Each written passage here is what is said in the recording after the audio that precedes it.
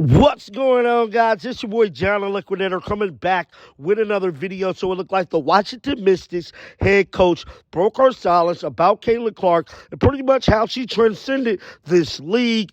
Guys, for this one here, we got to go all the way up to Washington. Let's get it. Let's go.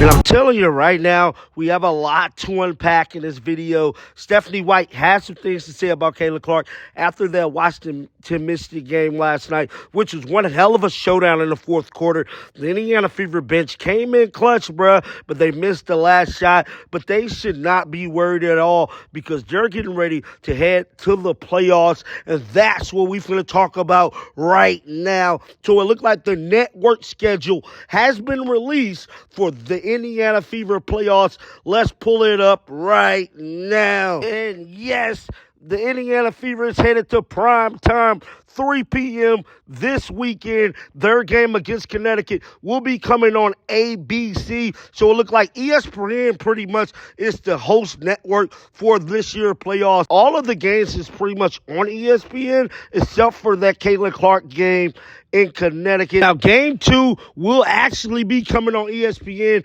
on the 25th. That's next Wednesday for Caitlin Clark and the Connecticut Sun. But I'm telling you right now, all of these games look pretty lit, man. I'm going to try to cover each and every last one of them, bro, as we get ready for the road to the WNBA playoffs. But what Caitlin Clark and the Indiana Fever has done has been truly remarkable. When you think about the whole thing in its entirety, bro, they started off the season 1-8. No one would have predicted that they would have ended up being the 6th seed. And what Caitlin Clark brought to this league is next level. Let's actually pull up Caitlin Clark's stats for her rookie year. Caitlin will finish the season with 769 points, 227 rebounds, 337 assists. She was shooting 41% from the field, 34% from three. And I'm here to tell you, Caitlin Clark is a generational talent, and we will not see anything like this ever again for quite some time. What she did was simply remarkable,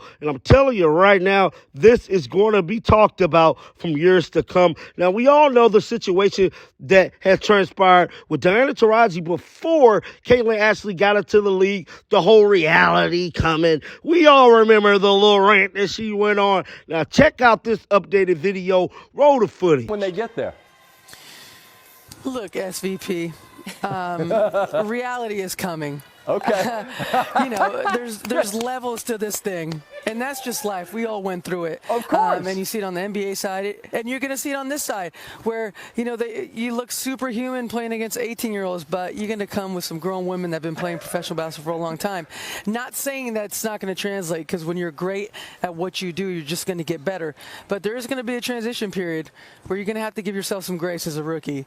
And, it might take a little bit longer for some people. Speaking of legends, speaking of Connecticut, I think Diana Taurasi had it wrong. I think she was the reality. I think Caitlin, they should call her the reality because she was coming and she's here in this league. She's been great. Just like Scott said, bruh, Caitlin Clark was the reality check. What is we talking about, bruh? Seriously, Diana Taurasi need to go ahead and hang it up, bruh. It is a wrap for you.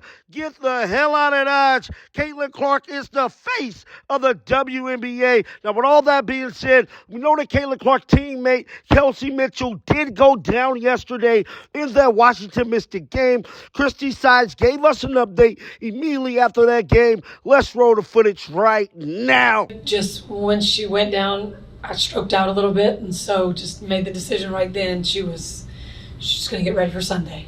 And I wanted to ask about the defense as well. Obviously, second and third, you gave up 30 points in each quarter.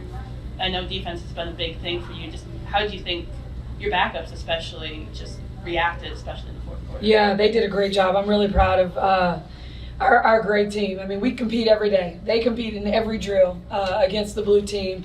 That second and third quarter, 30 points, just way too many. We were letting their ball screens. We weren't able to keep them in front of us. They were getting feet in the paint on us. kicking out. They were hitting threes early. We needed to clean that up. But again, just can't say enough about them. The great team out there tonight that did a great job.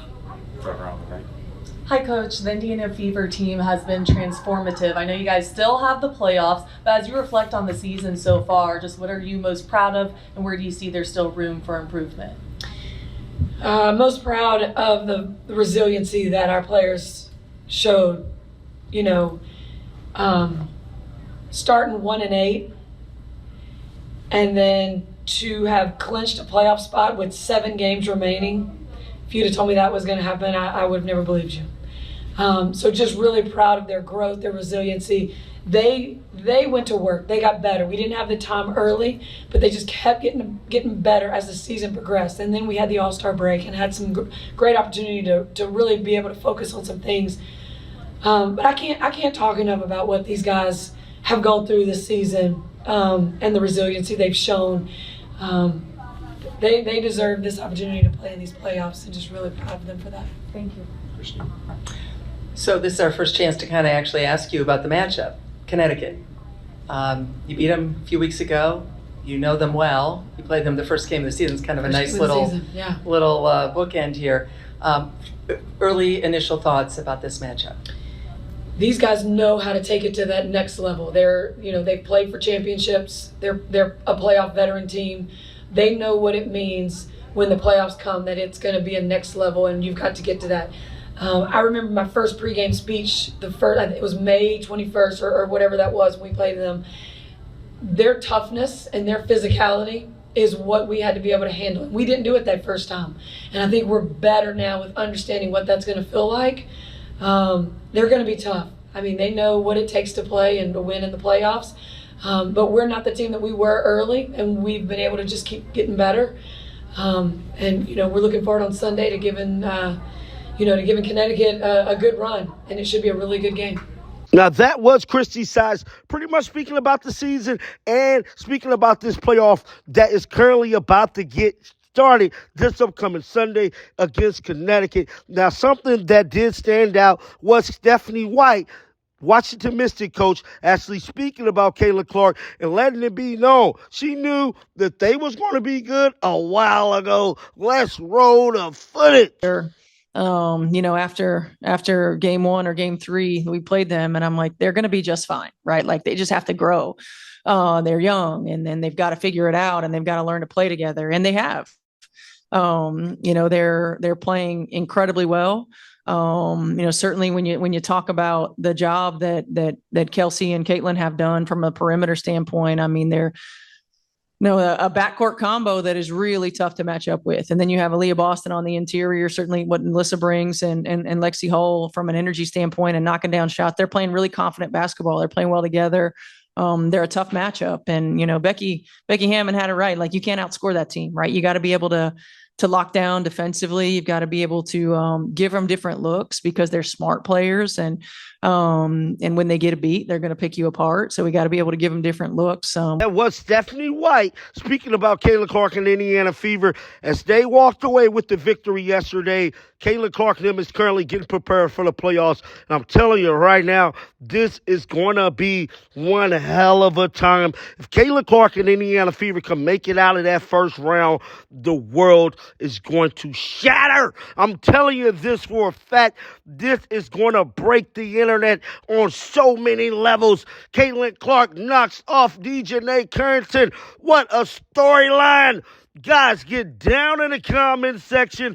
Let me know your thoughts about this. And is you ready for the 2024 Indiana Fever playoff run? Because one thing I can tell you for sure, I am. And like always, make sure you keep them bells on, because until next time, y'all already know how I'm rocking, baby. Shake the haters off. Peace out. The haters off.